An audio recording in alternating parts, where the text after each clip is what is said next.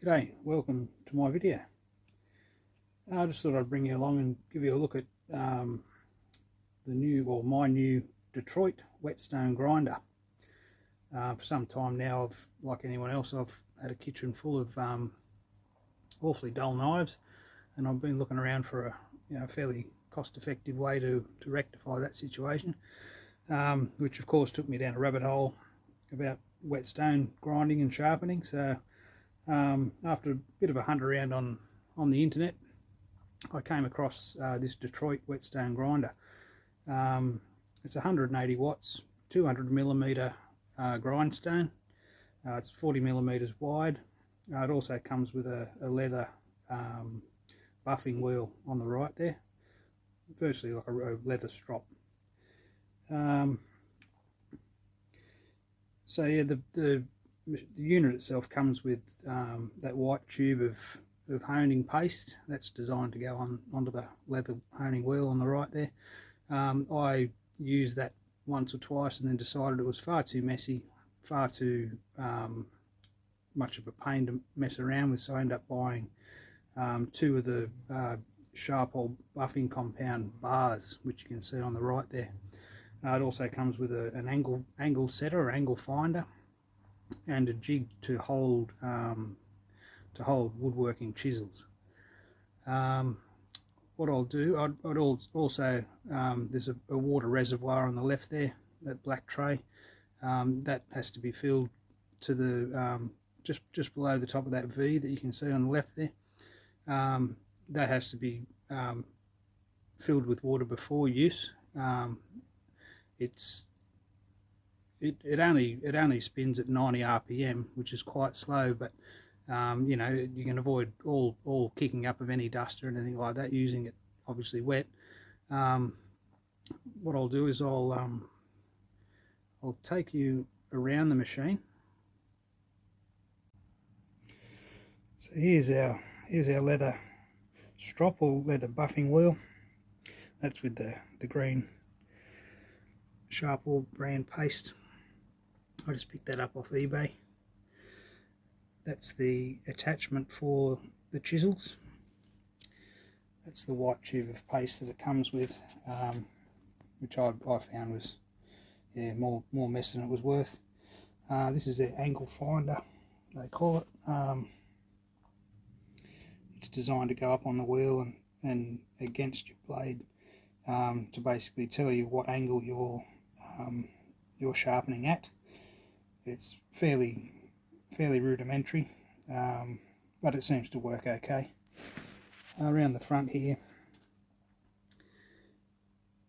it operates forward and reverse, which is a really handy thing, so you can sharpen away from you or towards you, depending on what your preference is. This is the bar that's used to mount knife jigs and various other jigs, such as the chisel jig. There's also provision for that bar to be put in the back there. That's so if you prefer to use it sort of on a horizontal plane, that's there. Come around this side. There's our 8-inch or 200 millimeter grinding wheel.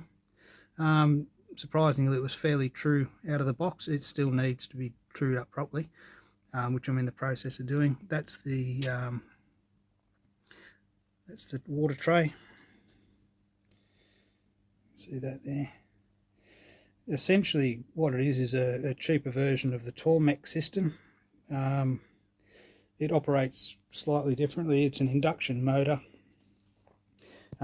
which comes up through the centre. Under that black cover is a worm gear, which is on the shaft that runs right the way through the machine. And that central motor spins that worm gear, which gives you your drive. What I'll do is I'll pop some water in and we'll give it a run. So there's our tray with the water in it, just below that V groove there that you can see.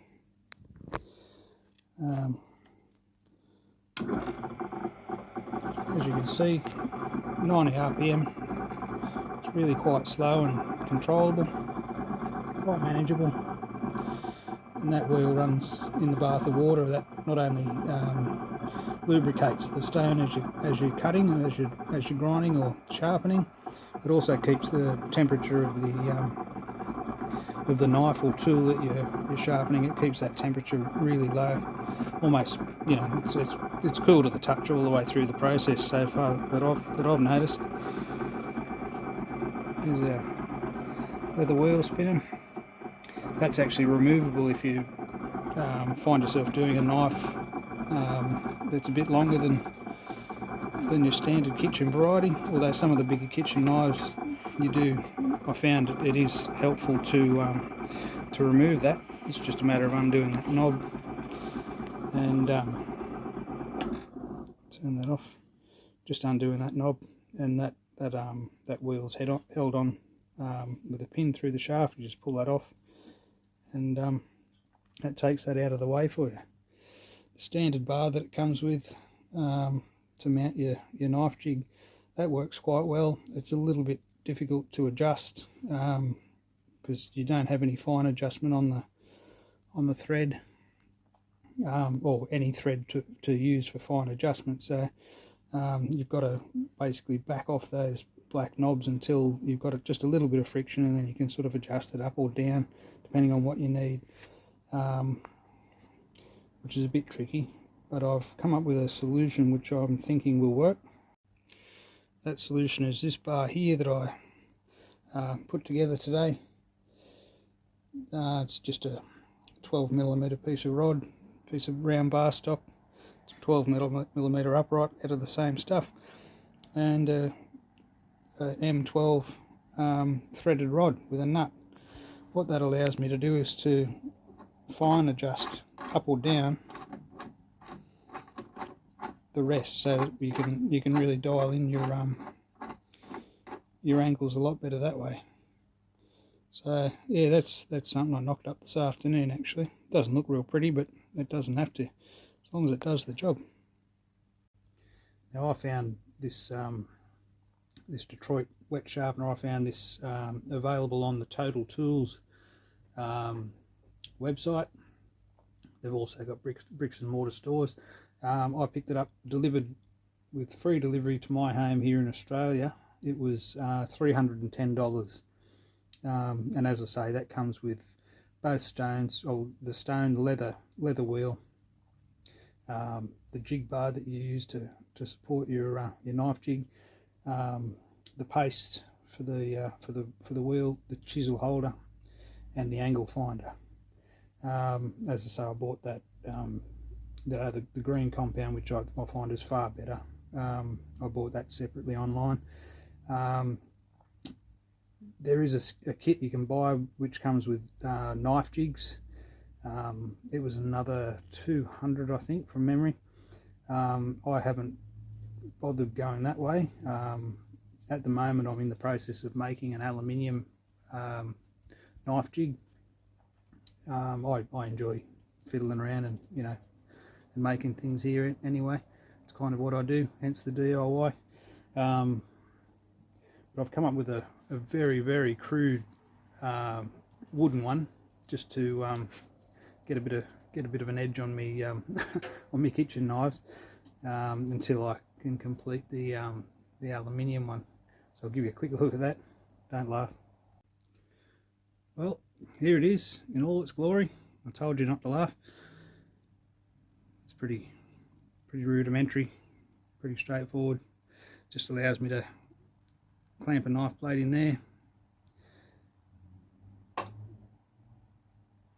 and that allows me to run it across the stone and put an edge on the knife or whatever it is that I'm using.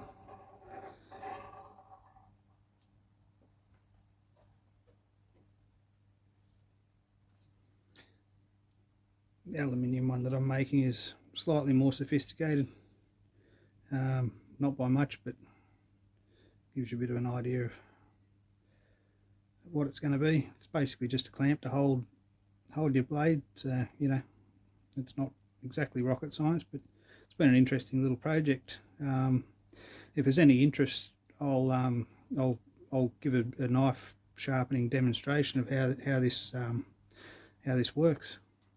As I say, if there's any interest, if not, that's fine. There's plenty of other videos online.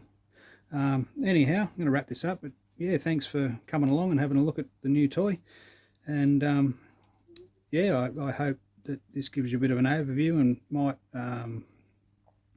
sway you one way or the other if you're in the market for something like this. I found it puts a beautiful edge on the kitchen knives. They're the sharpest I think they've ever been. I'm totally impressed with it. I think, you know, almost to the point where you could go into sort of, you know, sharpening other people's knives possibly as a small business idea with this. But, you know, for home, it's excellent. I find it really, really good. And for that price point, as I say, $310 delivered to the door, I think it's great value. The only thing I did notice is it's a little bit noisy. When I initially fired it up, I thought there was something wrong with it. I thought there was something broken inside, but it's quietened down a lot after running in. And I put it down to the fact that it's a fairly rudimentary worm drive that powers it. So, you know, it's an induction motor with a worm drive. There's always going to be an element of noise there. It's a nylon worm gear, but still, you know, it's I think it's just inherently a little bit noisy. But anyway, once again, thanks for watching. Please consider subscribing. I get a lot of views, but yeah, not many subscribers. That'd be great. Anyhow, thank you.